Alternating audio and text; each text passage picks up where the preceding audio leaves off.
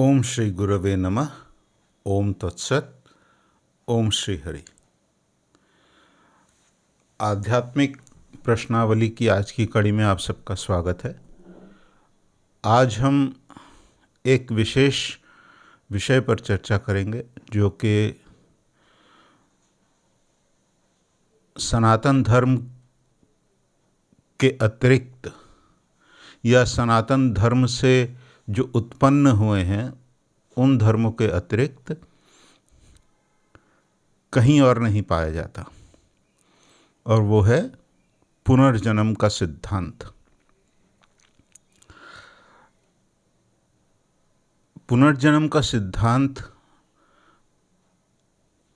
आर्य सनातन धर्म की एक नींव है, एक ऐसा मौलिक तथ्य है जिस पर हमारे समस्त शास्त्र, हमारी साधन प्रणाली, हमारे धर्मशास्त्र सब निर्भर करते हैं। लेकिन ये पुनर्जन्म सिद्धांत है क्या? इस सिद्धांत के विषय में विचार करने से पहले हम देखते हैं कि किन किन पंथों में इस पुनर्जन्म सिद्धांत को ग्रहण किया जाता है, स्वीकार किया जाता है। देखिए, सनातन धर्म में जो शाखाएं हैं वे जिस भी प्रणाली की हों, जिस भी संप्रदाय की हों, सब पुनर्जन्म को मान्यता देते हैं। फिर सनातन धर्म से जो उत्पन्न हुए हैं, जैसे बौद्ध धर्म, जैन, सिख धर्म, ये सब पुनर्जन्म को मान्यता देते हैं, इसे स्वीकार करते हैं। लेकिन जिन्हें हम अब्राहमिक रिलीजन्स कहते हैं, जैसे जुडाइज़म जो कि यहूदियों का यानी कि ज्यूज़ का धर्म है, इस्लाम जो मुसलमानों का धर्म है, और क्रिश्चियनिटी जो क्रिश्चियंस का धर्म है, वे लोग पुनर्जन्म के सिद्धांत को नहीं मानते। इन धर्मों के मतानुसार जीव जन्म ग्रहण करता है, उसकी मृत्यु होती है, और मृत्यु के बाद जब तक जिसे क्रिश्चियंस कहते हैं जजमेंट डे और इस्लाम कहता है आखिरियत, यानी कि प्रलय जब होगी, जब इस सृष्टि का विनाश होगा, तब हर जीव के कर्मों के विचार के द्वारा उसे या तो हेवन और हेल या फिर जन्नत और जहन्नुम में स्थान मिलेगा। पहले हम विचार करते हैं कि यह सिद्धांत कितना सटीक है। देखिए, हम अक्सर देखते हैं कि इस संसार में हमें बहुत से ऐसे उदाहरण मिलते हैं जहां हमें किसी व्यक्ति का, किसी समुदाय का या किसी भी जीव के दुख का कोई स्पष्ट कारण नहीं नज़र आता, यहाँ तक कि उसके सुख का भी कोई कारण नज़र नहीं आता, दृष्टि में नहीं पड़ता। जैसे मान लीजिए किसी बच्चे ने जन्म लिया और वह 2 साल की उम्र में रोगग्रस्त हो गया, मान लीजिए कैंसर हो गया, और कैंसर से लड़ते लड़ते चिकित्सा करने के बावजूद वह 3-4 साल बाद देह त्याग देता है।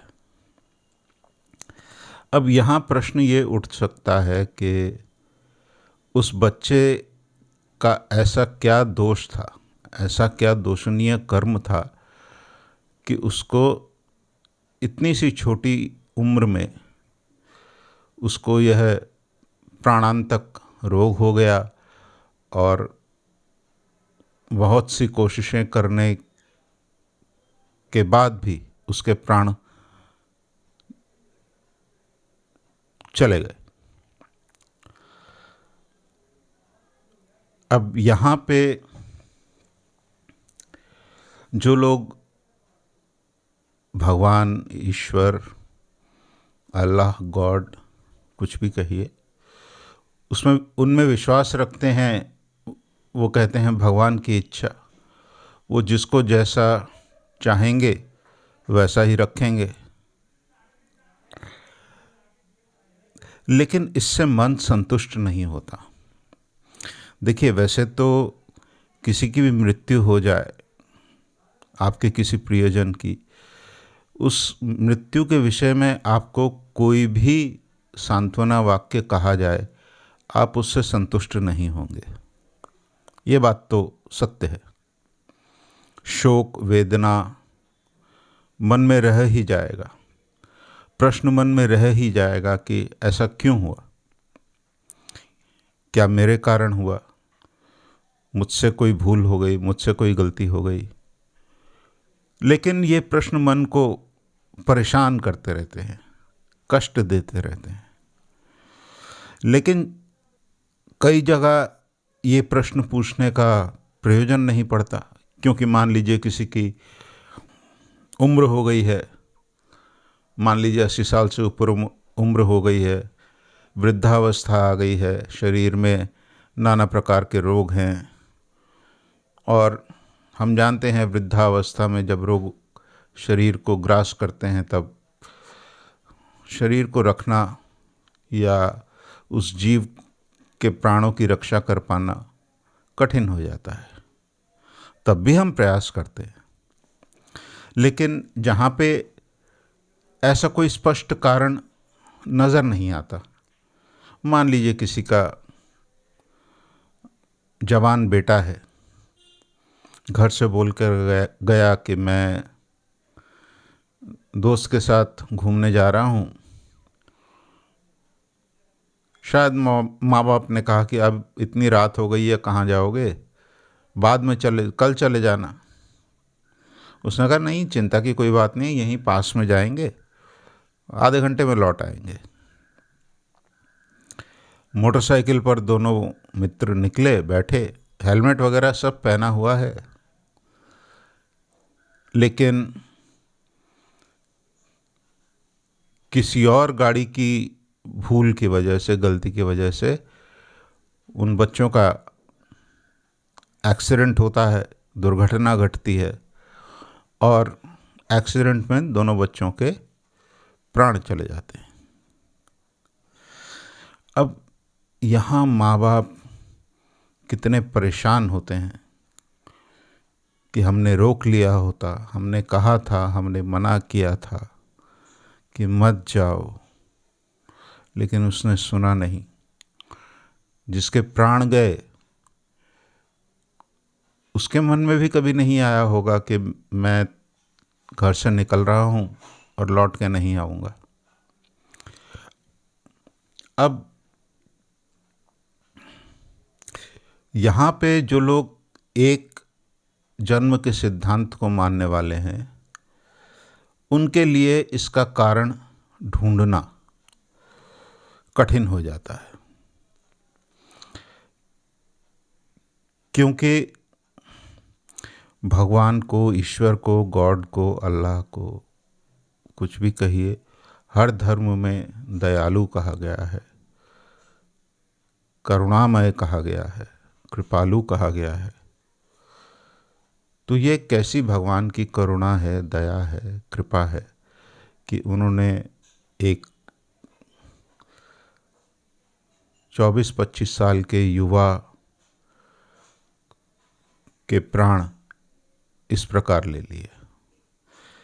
यहाँ फिर भगवान की दया में विश्वास करना कठिन हो जाता है, लेकिन तो भी क्योंकि उपाय नहीं होता इसलिए हम मान लेते हैं, मन को सांत्वना दे लेते हैं कि जो हुआ भगवान की इच्छा से ही हुआ। लेकिन कारण तब भी समझ में नहीं आता। एक जना धनी व्यक्ति के घर में जन्म लेता है, बचपन से लेकर मृत्यु तक उसे सांसारिक दुख नहीं देखने पड़ते। धन बहुत है, अर्थ बहुत है, जब जो चाहा मिल गया, जब जो मांगा किसी ने दे दिया, जब जो इच्छा हुई खरीद लिया। जीवन में कभी वैसा कष्ट नहीं उठाना पड़ा। और एक बच्चा जो है वो जन्म लेता है किसी फ्लाईओवर के नीचे एक झुग्गी में, जहाँ पे वो बचपन से ही शायद वो कूड़ा करकट उठाने का काम करता रहा होगा, उसको बेचकर कबाड़ी को देकर उससे कुछ अर्थ संग्रह करता रहा होगा। बहुत से कष्ट में उसका बचपन गुजरा, कभी खाने को मिला, कभी नहीं मिला, बदन पर कभी कपड़ा रहा, कभी नहीं रहा,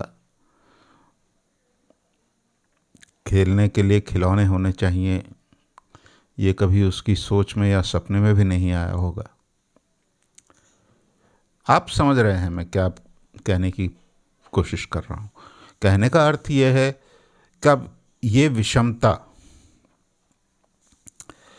इसको कैसे समझा जाए। जैसे कि क्रिश्चियनिटी में कहा जाता है द प्रॉब्लम ऑफ ईविल। अगर भगवान सबके रचयिता हैं, भगवान सबके सृष्टिकर्ता हैं, भगवान दयालु हैं, भगवान कृपालु हैं, तो इस जगत में राक्षसी प्रवृत्ति कहाँ से आती है? दूसरे को कष्ट देने वाले लोग क्यों जन्म लेते हैं? ऐसे लोग क्यों जन्म लेते हैं जिनके कारण से कभी कभी हजारों की मृत्यु हो जाती है, लाखों मर जाते हैं? ऐसे लोग क्यों जन्म लेते हैं? कोई दयालु भगवान तो यह नहीं कर सकता। तो यहाँ पे आकर कोई व्याख्या काम नहीं करती। Science, mathematics, law of probability, law of statistics, इससे बहुत कुछ व्याख्या करने का प्रयास करते हैं, लेकिन अंत में इन व्याख्याओं का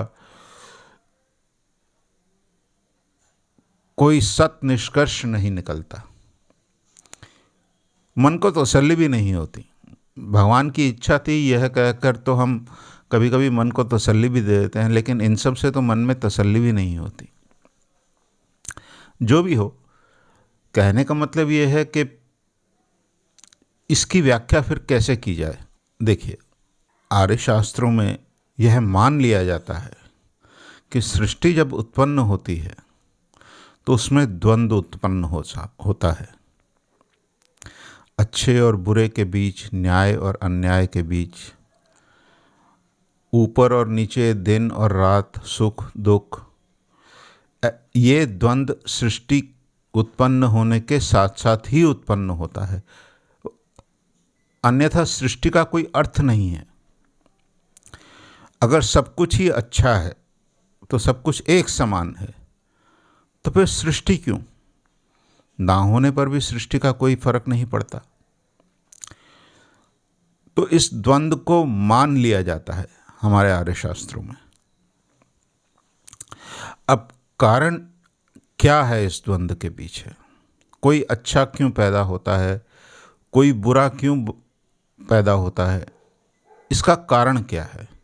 किसी को केवल सुख क्यों मिलता है, किसी को केवल दुख क्यों मिलता है?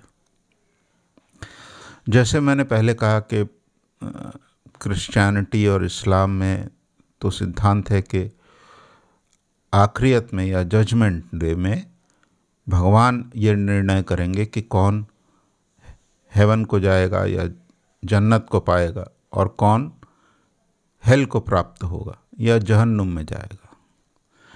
अब मान लीजिए किसी की मृत्यु होती है, उसने जीवन में 80% पाप किए हैं और 20% पुण्य किए हैं, सत्कर्म किए हैं। उसकी मृत्यु हो जाती है। तो जब आखिरियत आती है तो निर्णय यह लिया जाता है कि क्योंकि इसने सारा जीवन पाप किए हैं, इसके पापों की संख्या अधिक है, इसे जहन्नुम में रहना पड़ेगा। और अन्य एक व्यक्ति है जिसने 80% पुण्य किए हैं, 20% पाप किए हैं, उसके लिए निर्णय ये होता है कि यह जन्नत को प्राप्त होगा, यह हेवन में जाएगा। अब यहाँ प्रश्न ये उठता है कि जिसने अधिक पाप किए हैं, उसने जो पुण्य किए उनका क्या हुआ? अगर उनको उसके कर्मों की गणना में नहीं लिया गया, उनको इग्नोर किया गया, तो क्या यह न्याय हुआ? और जिसने पुण्य अधिक किए उसके पापों को अगर नहीं गिना गया, तो क्या ये न्याय हुआ? तो यहाँ एक विसंगति आती है, एक डिस्क्रिपेंसी जिसको कहते हैं। विचार में डिस्क्रिपेंसी आती है, एक विसंगति आती है। अच्छा, यहाँ से हम और एक सिद्धांत की ओर चलते हैं, और वो है फिजिक्स का एक बड़ा मौलिक सिद्धांत, न्यूटन का लॉ है, every action has an equal and opposite reaction. और यह सिद्धांत जो है वो आध्यात्मिक जगत का मूल सिद्धांत है, हमारे सनातन धर्म का मूल सिद्धांत है, जिसका अर्थ है कि हर कर्म का फल अवश्य मिलता है। अब ये सिद्धांत अटल है, इसका कभी लंघन नहीं होता, कभी भी लंघन नहीं होता। भगवान की सृष्टि बहुत श्रृंखलाबद्ध है, बहुत सूक्ष्म नियमों के अधीन है। ये नियम कभी हमारी दृष्टि में पड़ जाते हैं, लेकिन अधिकतर हमें समझ में नहीं आता। भगवान स्वयं गीता में कहते हैं कि गहना कर्मणो गति, कर्म की गति बहुत गूढ़ है। अब कर्म का फल अगर मिलना है तो फिर जैसे हमने पहले एक जगह विचार किया था कि हमें अपने समस्त कर्मों का फल इसी जन्म में नहीं मिलता। पाप और पुण्य मिलाकर हम जितने भी कर्म करते हैं, हमें उन कर्मों का फल इसी जन्म में नहीं मिलता।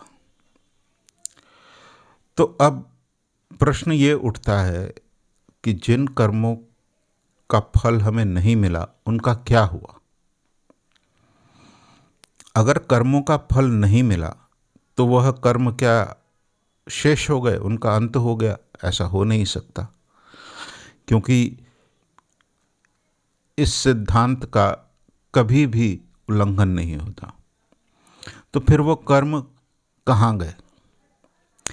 तो इसके उत्तर में हमारे शास्त्र कहते हैं कि ये कर्म जो हैं वो हमारे सूक्ष्म शरीर में, जिसमें मन, बुद्धि, अहंकार, पंच ज्ञानेंद्रिय, पंच कर्मेंद्रिय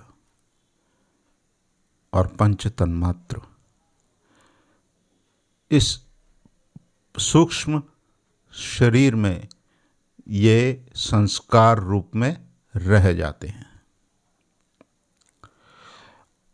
और जीव जब देह त्याग करता है तो उसका स्थूल शरीर, जो पंचभूतों से निर्मित है, अर्थात पृथ्वी, अप, तेज, मरुत और व्योम, इन पंच तत्वों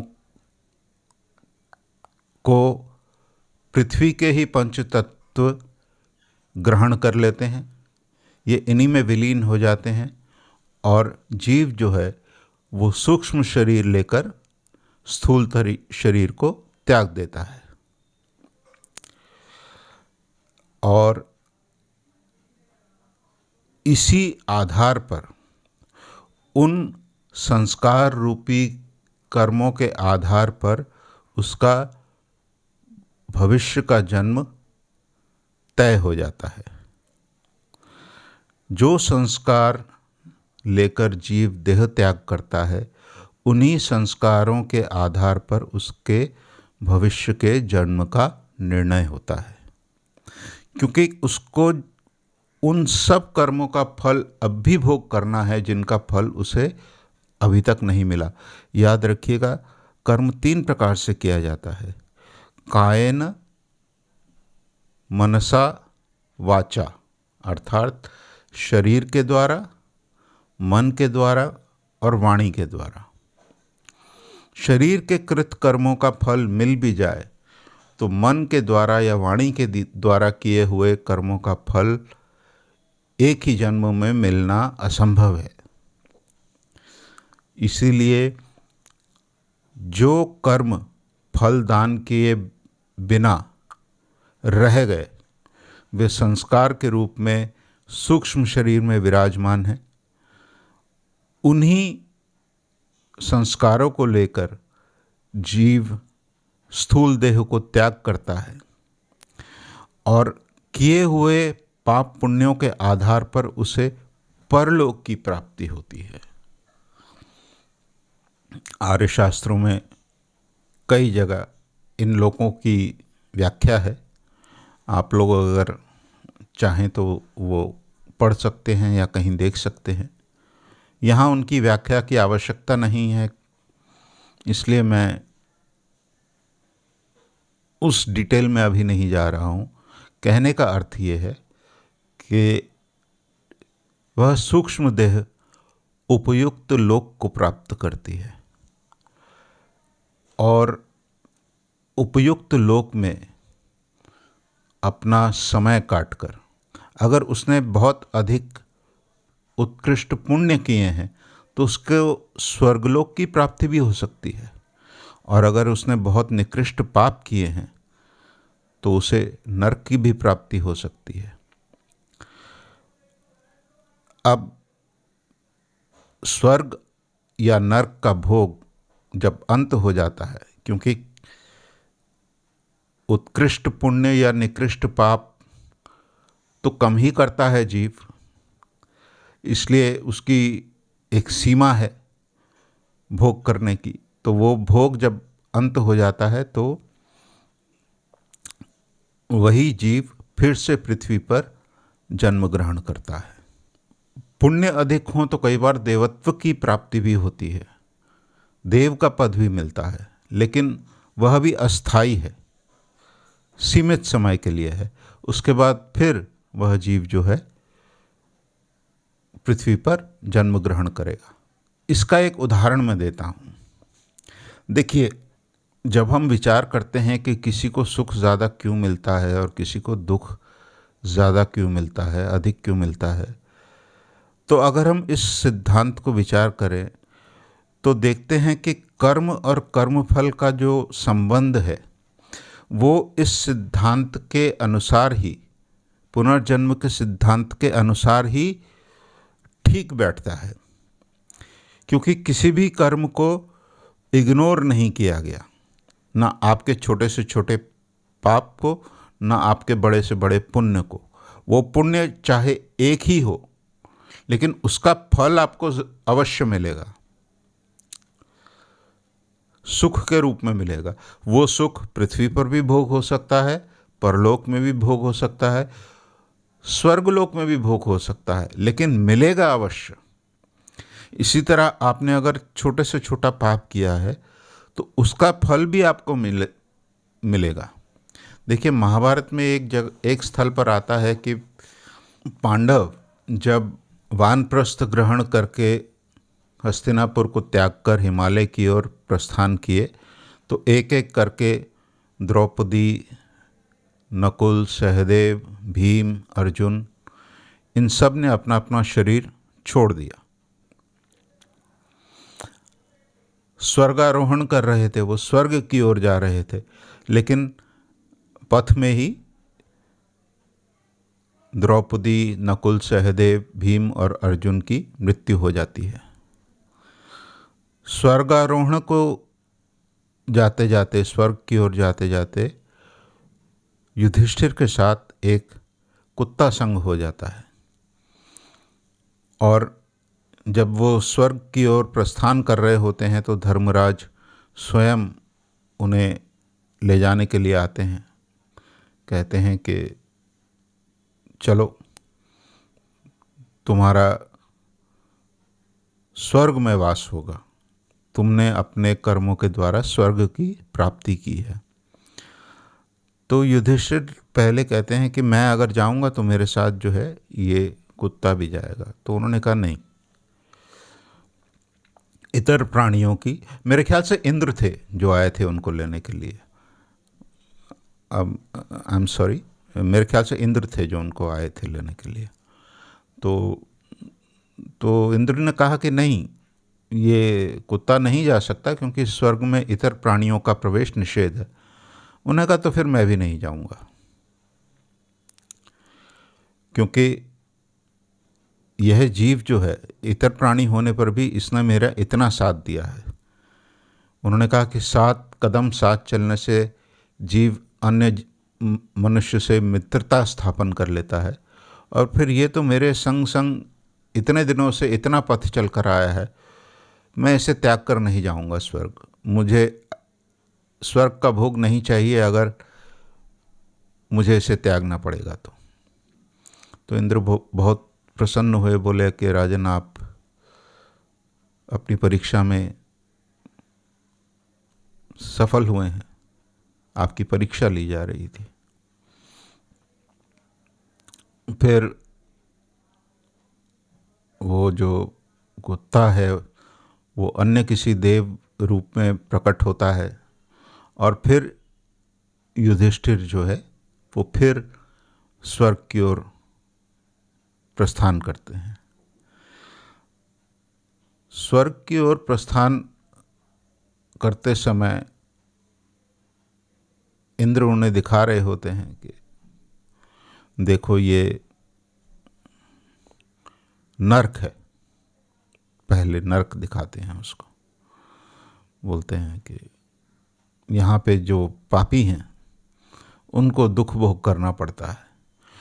तो नर्क जब दर्शन करा रहे होते हैं तो नर्क से उनको अर्जुन की, भीम की, नकुल की, सहदेव की और द्रौपदी की चीख पुकार सुनाई देती है कि हे युधिष्ठिर, हमें बचाओ, हमें बहुत कष्ट हो रहा है, हमें बहुत कष्ट हो रहा है। तो घबरा जाते हैं। तो इंद्र से पूछते हैं कि इनको नर्क भोग क्यों करना पड़ रहा है। उसके बाद इंद्र हर एक के विषय में कारण बताते हैं कि अर्जुन को इस कारण से नर्क का भोग मिला, भीम को, नकुल को, सहदेव को, द्रौपदी को।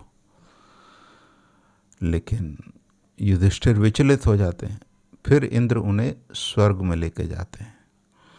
स्वर्ग में वो देखते हैं कि दुर्योधन बैठा है, दुशासन बैठा है, शकुनी बैठा है, कर्ण बैठा है, अर्थात उनका जितना शत्रु समुदाय था, जिनके विरुद्ध उन्होंने युद्ध किया था, वे समस्त जो हैं स्वर्ग का भोग कर रहे हैं।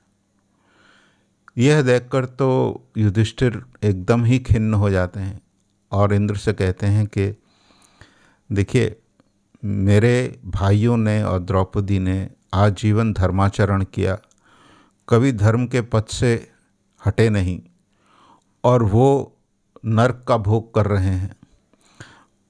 और जिनके विरुद्ध हमने युद्ध किया, धर्म युद्ध किया, जिन्होंने आजीवन अधर्म का साथ दिया, असत कर्म किए, वो सुख भोग कर रहे हैं स्वर्ग का। मुझे ये अन्याय लगता है, मैं इसे स्वीकार नहीं करूँगा और अपने भाइयों और द्रौपदी के साथ मैं नरक में ही निवास करूँगा। मुझे स्वर्ग, ऐसा स्वर्ग स्वीकार नहीं जहाँ पे पाप करने वालों को स्थान दिया जाता है। फिर इंद्र उन्हें समझाते हैं कि राजन, इतना परेशान होने की आवश्यकता नहीं है। पहली बात, तुम्हें स्मरण रखना चाहिए कि यहाँ स्वर्ग में राग, द्वेष, हिंसा का कोई स्थान नहीं है। दूसरी बात, ये विधाता का नियम है कि जिनके पाप अधिक हैं और पुण्य कम हैं, उन्हें पहले स्वर्ग का भोग होता है और स्वर्ग का भोग समाप्त होने पर उन्हें नरक का भोग मिलता है। तो जिनके पुण्य कम हैं और पाप अधिक हैं, वो थोड़ा समय तक तो स्वर्ग का भोग करेंगे, लेकिन उसके बाद उन्हें नरक का भोग अधिक समय तक करना पड़ेगा। और जिनके पुण्य अधिक हैं और पाप कम हैं, उनको थोड़े समय के लिए नरक का भोग करना पड़ेगा और फिर उसके बाद अधिक काल तक वे स्वर्ग भोग करेंगे। फिर उन्होंने युधिष्ठिर को कहा कि तुमने जो द्रोणाचार्य को मिथ्या वचन कहे थे, अश्वत्थामा हत इति गजः, उसके कारण तुम्हें अपने सगे संबंधियों के नरक भोग करने का जो दुख है वो करना पड़ा है। इसके बाद कौरवों का जो पुण्य भाग है वो अंत है, उनको नरक में जाना पड़ेगा लंबे समय तक, और तुम्हारे भाइयों का और द्रौपदी का नरक भोग का अंत है और वे अधिक काल तक इसके बाद तुम्हारे साथ स्वर्ग में वास करेंगे। अब कई लोग इसे कहानी कहते हैं, कई लोग इसे बहुत कुछ इसकी व्याख्या करते हैं, लेकिन मूल आपको समझना चाहिए, किसी भी कर्म के फल को उपेक्षा की दृष्टि से नहीं देखा जाता। हर कर्म अपना अपना फल प्रदान करता है। यही इस उपाख्यान का मूल सार है। देखिए, अब हम लोग भी हैं, बचपन से देखते आए हैं ना कि किसी के अकारण ही किसी को दुख मिल रहे हैं तो हम हाथ उठाकर कहते हैं क्या क्या करें, उसके तो कर्म ही ऐसे हैं। कौन से कर्म ऐसे हैं? जिनको भोग करने के लिए उसने ये शरीर ग्रहण किया है, वो कर्म वैसे थे जिसके कारण उसको इस जन्म में ये दुख भोग मिल रहा है। ये पहले हम लोगों को हमारे दादा दादी, नाना नानी, ये लोग कहानियों के माध्यम से हमें समझाते थे। जब वो हमें महाभारत और रामायण की कहानियाँ सुनाया करते थे तो ये दृष्टांत तो उनमें आते थे और फिर वो हमें समझाते थे कि कर्म क्या है, अच्छे कर्म क्यों करने चाहिए। लेकिन कहने का अर्थ ये है कि अगर आपके अच्छे कर्मों का मूल्यांकन ना हो तो कोई अच्छे कर्म क्यों करेगा? अगर मुझे पता है कि मैं जो भी पाप करूं, कुछ भी करूं, मुझे उनका फल नहीं मिलने वाला, क्यों? क्योंकि शायद इस पृथ्वी पर मेरी ऐसी क्षमता है कि कोई मुझे दंड देने वाला है नहीं, या मैं अपने पापों को छुपा सकता हूँ, मैं ये क्षमता रखता हूँ। पाप वैसे भी छुपाकर ही किया जाता है। तो मैं अगर ये क्षमता रखता हूँ कि मैं अपने पापों को छुपा सकता हूँ और मैं इस बात में पूरा कॉन्फिडेंट हूँ कि मेरे पापों का फल मुझे नहीं मिलेगा, तो मुझे पाप करने से रोकेगा कौन? कोई नहीं रोक सकता। और अगर मुझे ये पता है या ऐसा आभास हो जाए कि मैं कुछ भी पुण्य करूं, इसका फल मुझे इस जन्म में तो नहीं मिलेगा, तो फिर मैं पुण्य करूंगा क्यों? वैसे भी जैसा कि हमने पिछले प्रश्न में विचार किया था, देखते ही हैं साधारण जीवन में कि जो सत जीवन यापन करता है उसको दुख अधिक मिलते हैं। तो फिर ऐसे व्यक्ति के पास पुण्य करने की, सत्कर्म करने की प्रेरणा कहाँ से आएगी अगर उसे विश्वास ना हो कि मेरे इन पुण्यों का कुछ न कुछ फल मुझे अवश्य मिलेगा। देखिए, कर्तव्य बुद्धि से सत्कर्म करना और बात है, वहाँ पे तो फलाकांक्षा रहती ही नहीं है। हम उस ओर अभी नहीं जा रहे। कहने का अर्थ ये है, जब तक आप कर्म और कर्म फल के संबंध को ठीक से समझ नहीं लेते, तब तक आप किसी भी कर्म करने से, असत कर्म करने से क्यों रुकेंगे? या पुण्य कर्मों की प्रेरणा आप में आएगी कहाँ से? और अगर इस पुनर्जन्म के सिद्धांत को आप ग्रहण नहीं करते, तो इस पृथ्वी पर जो हमें विसंगति देखने को मिलती है, उसकी व्याख्या क्या करी जा सकती है? भगवान दयामय हैं, न्याय परायण हैं, यह भी सब धर्म मानते हैं। तो ये कैसा न्याय है जो मेरे 4 पुण्यों को ग्रहण नहीं करता, लेकिन मेरे किए हुए 100 पापों का फल मुझे देता है? ये कैसा न्याय है जो मेरे 100 पुण्यों का फल मुझे देता है, लेकिन वो मैं 4 जो क्रूर कर्म, पाप कर्म मैंने किए, उनकी उपेक्षा करता है? ये तो न्याय नहीं हो सकता। न्याय तो तभी होगा जब आपके किए हुए हर कर्म का फल आपको दिया जाए। और यही पुनर्जन्म के सिद्धांत का मूल सार है कि जीव अपने समस्त कर्मों का फल इस जन्म में भोग नहीं करता। जिन कर्मों का फल वह भोग नहीं करता, वह उसके किए हुए कर्मों के भंडार में जुड़ जाता है, जिसे हम कहते हैं संचित कर्म। उन संचित कर्मों के भंडार में से कुछ कर्म भोग करने के लिए वह फिर शरीर धारण करता है और पुनः पृथ्वी पर जन्म लेकर फिर कर्म करता है। कुछ कर्मों का फल भोग करता है, जिन कर्मों का फल भोग नहीं करता वे फिर उसके संचित कर्म के भंडार में जोड़ दिए जाते हैं। और जब उसकी मृत्यु होती है तो अब जो संचित कर्मों का भंडार है, उसमें से फिर कुछ कर्मों का फल भोग करने के लिए उसको फिर से जन्म ग्रहण करना पड़ता है। इससे कर्म और कर्म फल का जो संबंध है वह अटूट रहता है। केवल यही एक सिद्धांत है जो हमें जीव के सुख दुख का आध्यात्मिक विश्लेषण करने में सहायता करता है।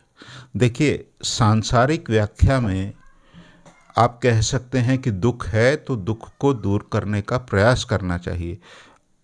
आप दरिद्र हैं, गरीब हैं, तो उस गरीबी से उठने का प्रयास करना चाहिए, परिश्रम करने चाहिए, पुरुषाकार को लगाकर, अपने उद्यम को लगाकर अपनी अवस्था को उन्नत करने का प्रयास करना चाहिए।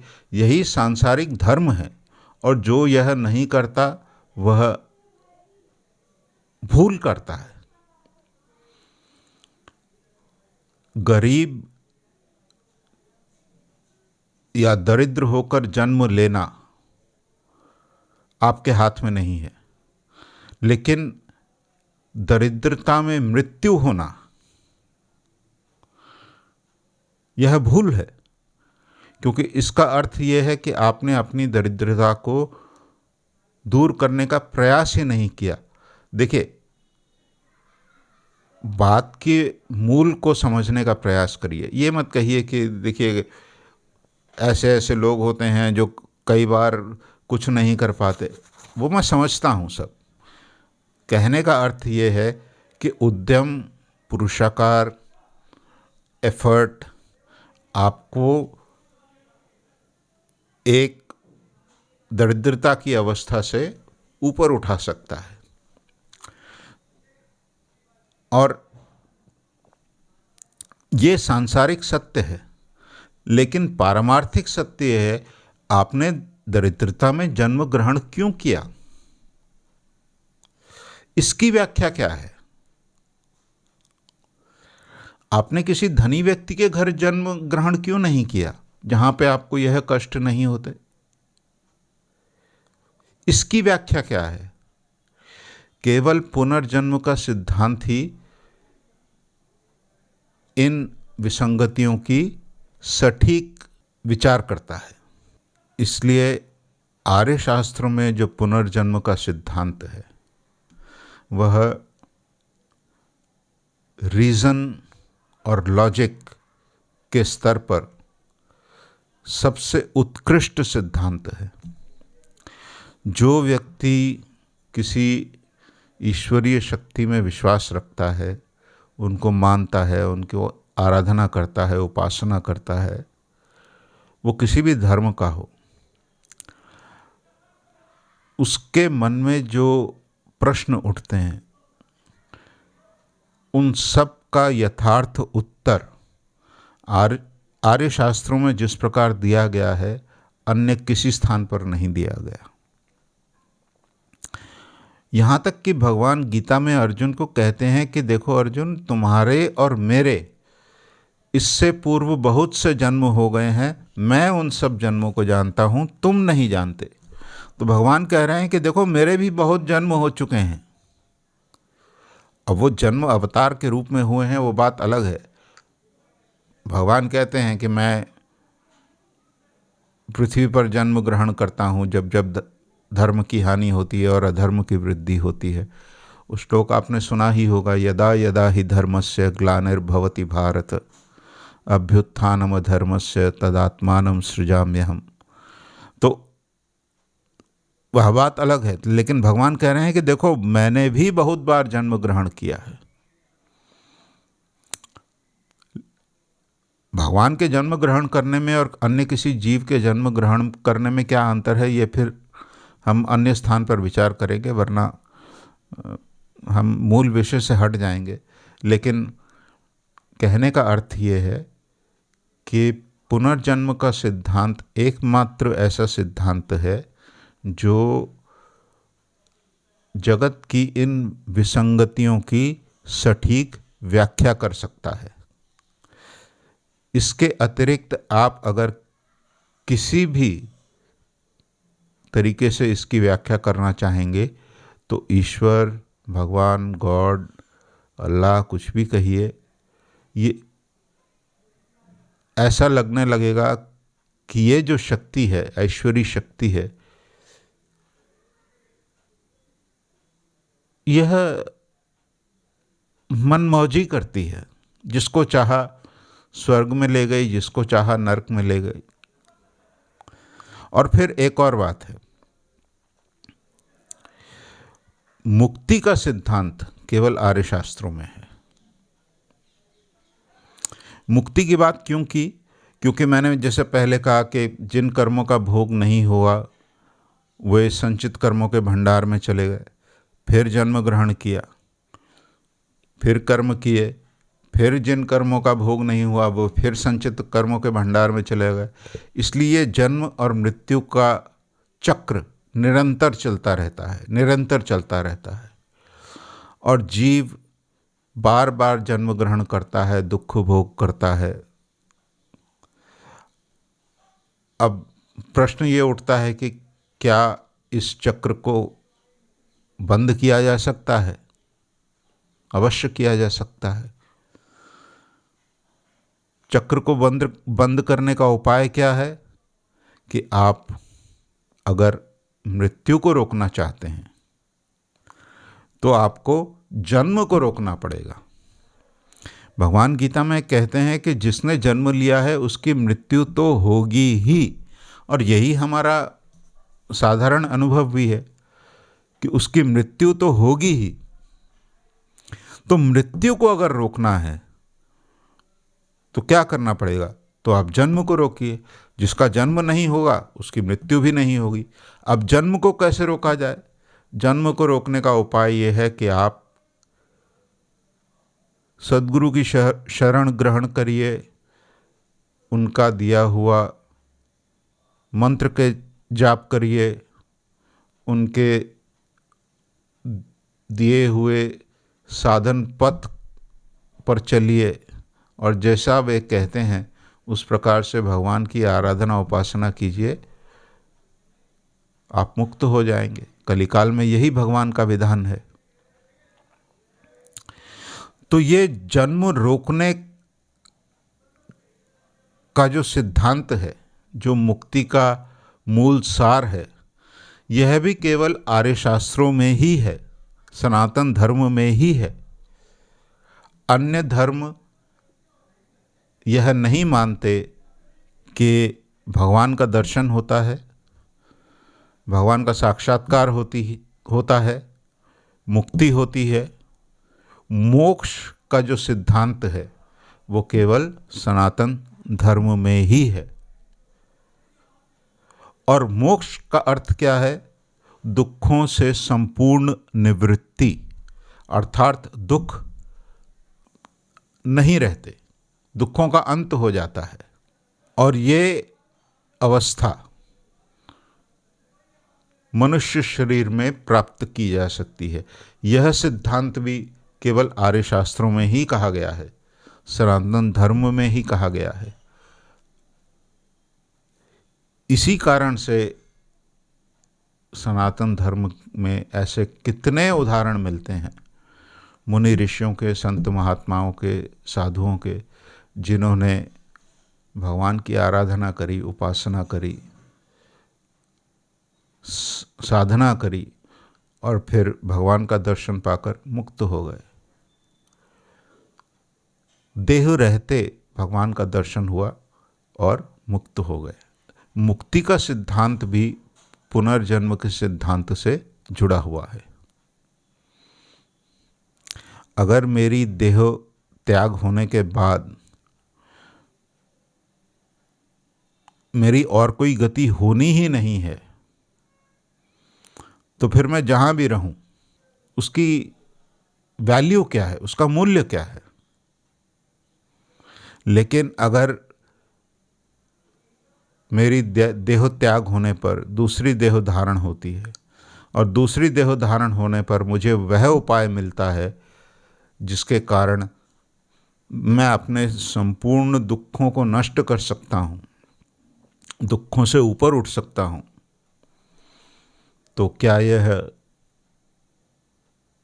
एक उन्नत सिद्धांत नहीं है?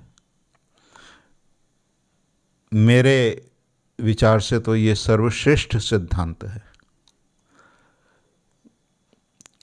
इसलिए पुनर्जन्म का जो सिद्धांत है उस पर हमारे समस्त आर्य शास्त्र टिके हुए हैं। और यह सिद्धांत कई बार प्रमाणित भी होता है। आपने सुना होगा कि किसी बच्चे को अपने पूर्व जन्म की स्मृति रह गई और उसको उस स्थान पर ले जाया गया जहाँ पे वो कह रहा है, और वहाँ पे उसने सब ठीक ठीक बता दिया कि ये है, ये है, ये है, ये है। लेकिन हम लोग इसे कोई गुरुत्व नहीं देते, उसे कोई इम्पोर्टेंस नहीं देते, और फिर कहते हैं ओ विज्ञान तो ये सब नहीं मानता। तो विज्ञान अगर सब प्रश्नों का उत्तर दे पाता तो बात ही और थी, लेकिन विज्ञान के पास सब प्रश्नों का उत्तर तो है नहीं। विज्ञान के पास अपने विषय के प्रश्नों का उत्तर नहीं है, तो भगवान के प्रश्नों के विषय का उत्तर क्या देगा? इसलिए ये जो मैं आपसे कह रहा हूँ ये केवल इस सिद्धांत के लॉजिक को समझाने के लिए कह रहा हूँ कि क्यों यही सिद्धांत हर कसौटी पर खरा उतरता है। इस सिद्धांत के कारण ही आप इस जगत की समस्त विसंगतियों की व्याख्या कर सकते हैं। पारमार्थिक व्याख्या, याद रखिएगा। किसी को रोग हुआ, आपने कहा अरे ये तो पूर्व जन्मों के कर्मों का फल है, चिकित्सा कराने की क्या आवश्यकता है? नहीं, ऐसी बात नहीं है। रोग हुआ है, उसके कर्मों के फल है, ठीक है, लेकिन दायित्व ये भी है, कर्तव्य ये भी है कि चिकित्सा अवश्य करानी चाहिए। जो ऐसा समझते हैं कि रोग हुआ है, पूर्व जन्मों के कर्मों का फल है, छोड़ देते हैं, वे भूल समझते हैं। अपना कर्तव्य पालन करने से कहीं भी, कभी भी शास्त्रों में आपको रोका नहीं गया। इसके विपरीत आपको सर्वदा इस बात के लिए प्रोत्साहित किया जाता है कि आप अपने कर्म का, कर्तव्य कर्म का अवश्य पालन करिए। रोग हुआ है तो चिकित्सक को दिखाना, डॉक्टर को दिखाना आपका कर्तव्य है। अगर दरिद्र हो तो दरिद्रता से ऊपर उठने का उद्यम करना, उसका प्रयास करना आपका कर्तव्य है, ड्यूटी है, आप इससे छूट नहीं सकते। इसलिए दोनों को संतुलित भाव से विचार करके तब किसी निष्कर्ष पर पहुंचना चाहिए। पहले हम लोग सुनते थे कि किसी को कुष्ठ रोग हुआ है तो उसको कहा जाता था कि तुम्हारे तो पूर्व जन्म के कर्म इतने खराब हैं कि तुमको ये रोग हो गया, अब तुमको गांव से बाहर रखा जाएगा या घर से निकाल दिया जाएगा। ये मूर्खता है। इसलिए हम लोग मूल विषय से थोड़ा हट गए हैं, लेकिन अब मेरा समय भी समाप्त हो रहा है। जो मैंने कहना था वो समस्त कुछ मेरे ख्याल से मैंने कह ही दिया है। अगर इसके बाद आपके पास कुछ प्रश्न हो तो आप अवश्य कर सकते हैं, लेकिन जो विचार मैंने यहाँ पे प्रस्तुत किया है, मेरा आपसे अनुरोध है, विनीत निवेदन है कि आप उसको सुनिए और बार बार मन में चिंता कीजिए। तभी हमारे शास्त्रों का जो गूढ़ तत्व है आपके मन में स्पष्ट होगा। आज यहीं समाप्त करते हैं, फिर अगली बार अन्य विषय पर विचार करेंगे। ओम श्री गुरवे नमः। ओम तत्सत। ओम श्री हरि।